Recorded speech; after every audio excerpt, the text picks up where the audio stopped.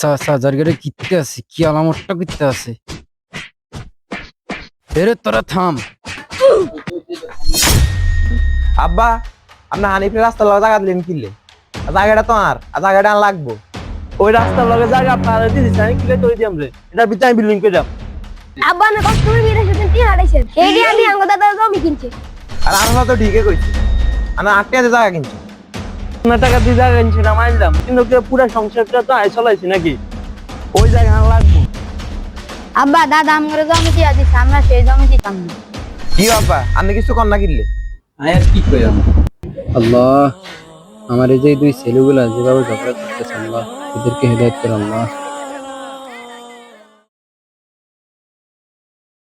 আল্লাহ, এগুলা কি দেখতে আছে না, এভাবে চলতে থাকলে ওরা তো একদিন খুন করে বিয়ে করে ফেলে। আজকেই এই বেজালটা শেষ করতে হবে। ফয়সালের কাছে যাই, সে একটা অভিজ্ঞ মানুষ, আল্লাহ তারা অনেক বুদ্ধি দিয়েছে, ওর কাছে চাইলেই একটা সমাধান হইবেই।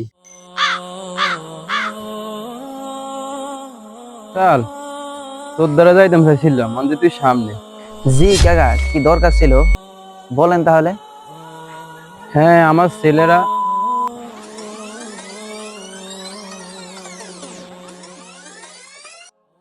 ভাতিজা, আমার এই দুই ছেলের বেজালটা একটু শেষ করে দে, আর বুকটা হারিয়ে যা রে ভাতিজা রে।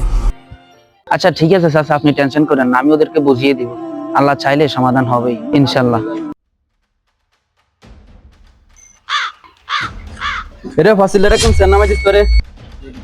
যা যা যা যা।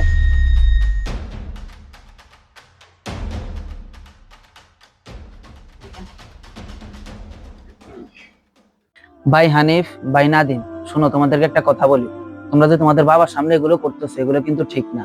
আর জমি কি ভাইয়ের চেয়েও বড়? আর শোনো, দুনিয়ার সম্পদ এখানে থাকবে আর তোমরা কবরে চলে যাবে, কিন্তু ভাইয়ের সম্পর্ক নষ্ট হলে আল্লাহর কাছে কি জবাব দিতে পারবে? দেখো, তোমরা যেগুলো করতেছো তোমাদের সন্তানরাও কিন্তু এগুলো দেখতেছে। আজকে তোমরা এগুলো করতেছো, কালকে তোমাদের সন্তানরা এগুলোই শিখবে তোমাদের থেকে। আচ্ছা আব্বা, হানিফকে তো জমিটা চাইছে, হানিফকে দেন, আর জমিটা লাগবে না। না আব্বা, আমরা নাদিম ভাই জমিটা দেন, নাদিম ভাই অনেক কষ্ট করে জমিটা কিনছে, হাতে নেই না, আর লাগবে না। নাদিম ভাই, আরে ভুল হয়েছে, আপনারা মাফ করে দিন। হানিফ, ভাইয়েরও ভুল হয়েছে, ভাইয়েরও তুমি মাফ করে দিস।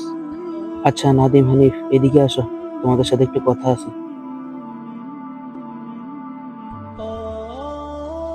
আচ্ছা ঠিক আছে, এতক্ষণ যাবত তো তোমাদের সমস্ত কথাই শুনলাম, সামনে থেকে এমন কোনো কাজ করো না যেগুলোর কারণে তোমাদের বাবা মা কষ্ট পায়। অধিক সম্পদ লাভের পারস্পরিক প্রতিযোগিতা তোমাদের গাফেল করে রেখেছে।